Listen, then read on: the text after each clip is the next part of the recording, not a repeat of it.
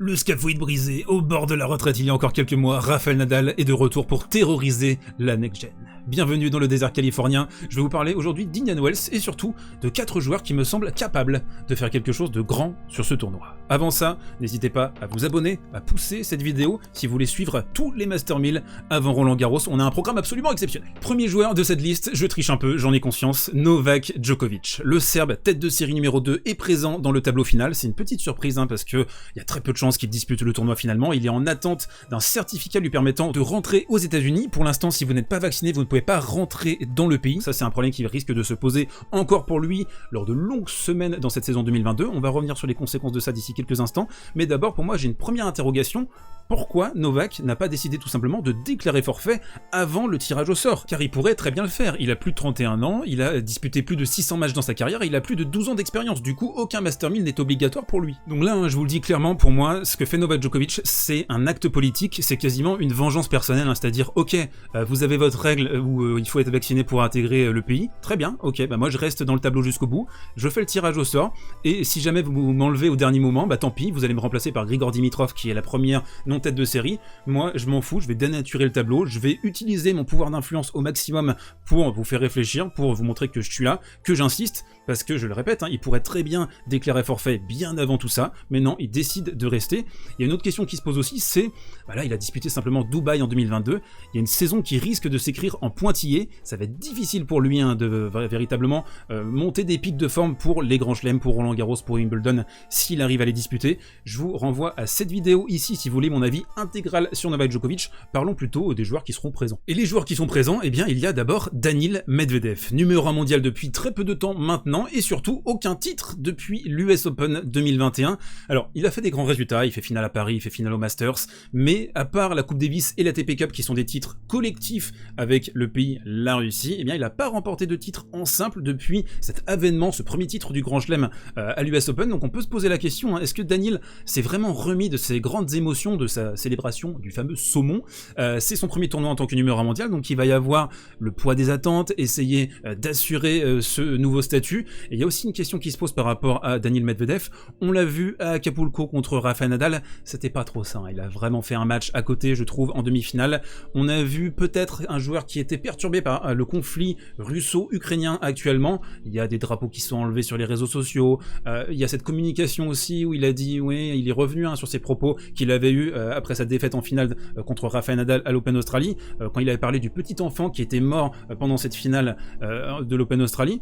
Là, il est revenu sur ça et il a dit, voilà, je voudrais adresser un message de paix, vive les enfants, etc. Je vous raconte que de la merde. On se reprend. Donc, premier tournoi en tant que numéro 1 mondial, et une question qui se pose pour lui, ça va être, ok, il y a la saison sur Terre qui arrive d'ici quelques semaines, t'as le doublé Indian Wells Miami en ligne de mire, il faut remporter pour Daniil au moins un des 2 titres, je pense. Il a besoin de se rassurer, il a besoin de réenclencher un cercle vertueux avant une saison sur terre battue où il n'est pas forcément attendu, voire pas du tout. Souvenez-vous, l'année dernière, le service volé à la cuillère contre Tsitsipas sur la balle de match, mythique. Pas le site de rencontre, les petits coquins. Donc Medvedev, il y a des questions qui se posent. J'ai surtout une question par rapport à son physique, parce que on l'a vu contre Rafa en finale, il tombe contre un mec qui a pas joué depuis 6 mois, qui arrive à le remonter en 5h24, il mène 2-7-0, il a 3 balles de break, et physiquement, il se fait enclencher par un daron. Donc ça, c'est inacceptable pour un joueur qui est censé être dans son prime. Voilà, il y a cette question-là, il y a le physique, il y a la motivation, et il y a aussi, c'est vraiment super important pour lui, utiliser Indian Wells et Miami, sa surface favorite quand même, encore le dur US extérieur, pour réenclencher la machine. Nonobstant ces divers propos, à noter que son tableau est quand même assez corsé. On a du Monfils au 3e tour, bon ça, à la limite, ça devrait aller. On a du Carlos Alcaraz en 8e de finale, Carlos Alcaraz qui vient de remporter Rio sur terre battue, un 500 un peu dégueulasse.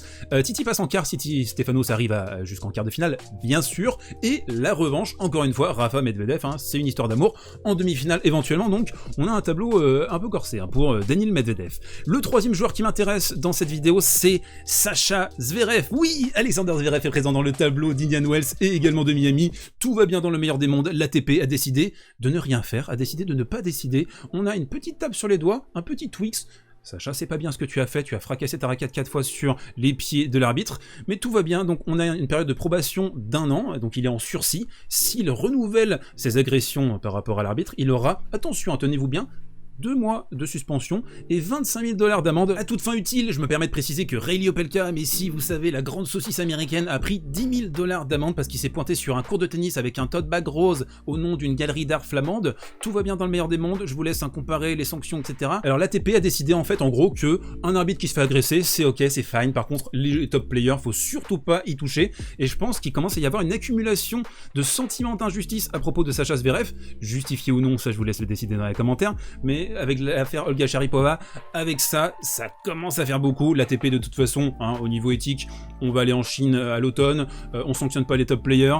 Voilà, on a bien compris que Godenzi était une crapule de grande envergure, et donc, quand vous avez une justice qui ne s'applique pas, vous risquez un contre-effet. C'est ce qui s'est passé au Brésil en Coupe Davis. Il s'est fait insulter, sa daronne s'est fait insulter, sa copine s'est fait insulter, ses petits chiens se sont fait insulter.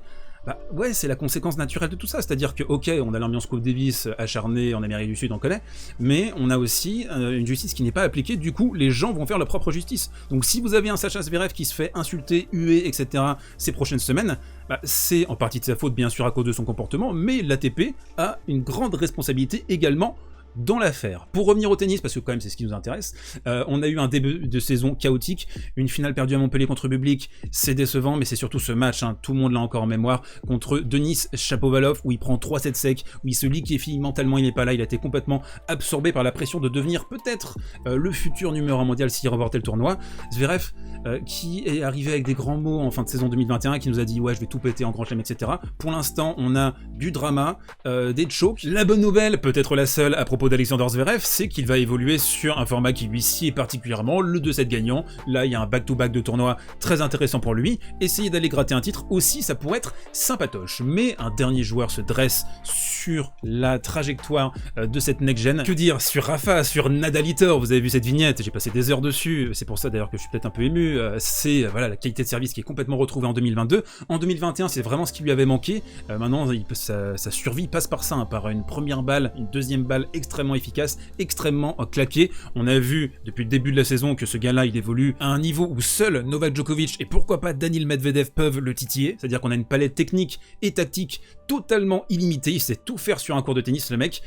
Quand vous regardez le Nadal de 2003-2004 et le Nadal d'aujourd'hui, l'évolution du joueur, je pense que c'est l'évolution la plus significative, la plus grande de l'histoire du tennis, et je pèse mes mots. Et on a aussi cette victoire qu'on a eue donc en finale de l'Open d'Australie, même tout le tournoi où il passe par différents éléments, on a une crise de chaleur à un moment donné, on sent qu'il est vraiment pas bien, c'est son statut, son aura qui ont été totalement renouvelés, revigorés, ça on le sent clairement, hein. Quand vous avez un Rafa qui montre que, regardez, à Roland Garros en demi-finale, il claque physiquement dans le 4ème, on se dit ok, si on le pousse à 4 heures et plus, on va réussir à le battre aisément. Là non, là c'est fini, il a remis l'église au centre du village, si je peux me permettre cette expression, surannée, et le plus significatif pour moi, c'est les réactions de ses pairs, des autres coachs, du microcosme tennistique. Quand la plupart des gens disent c'est l'une des plus grandes victoires de sa carrière, si ce n'est la plus grande, on peut être d'accord avec ça. Quand on voit d'où il revient, 6 mois sans jouer, il a juste joué 2 matchs à Washington, c'était très mauvais, et le scaphoïde pété, il parle de retraite, le mec qui revient avec un niveau de jeu fantastique, une combativité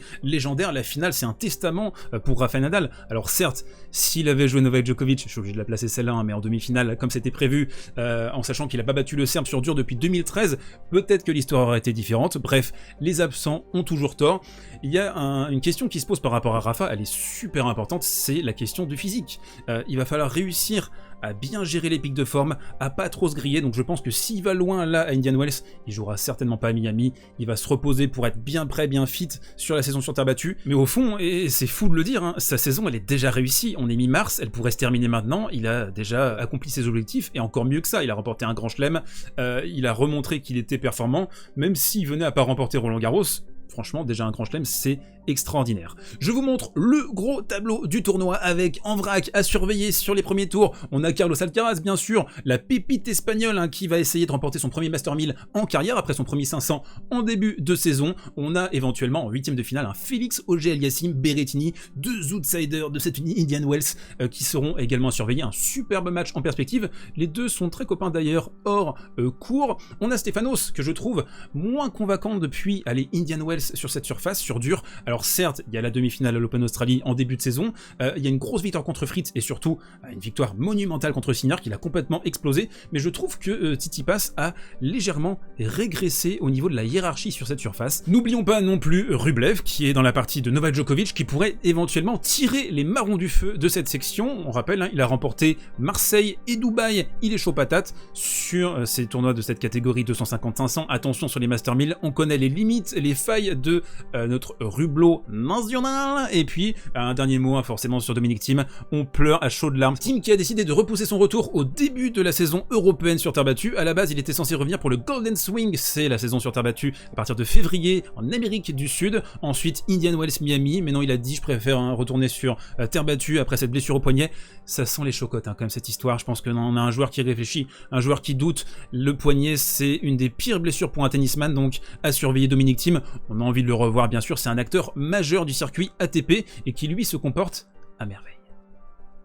Mes goats, cette vidéo touche à sa fin, je suis aussi triste que vous, mais on va se retrouver ce dimanche à partir de 13 h pour le premier digest de la série d'Indian Wells. Donc on zappe le premier tour, hein, ça sert à rien sur les Master 1000 de 10 jours, vous le savez comme moi. Si vous avez aimé ce contenu délirant dans ce nouveau décor pimpé, eh bien n'hésitez pas à pousser, à clocher, à partager, à vous abonner. On se retrouve donc ce dimanche pour débuter notre quotidienne d'Indian Wells. Ciao.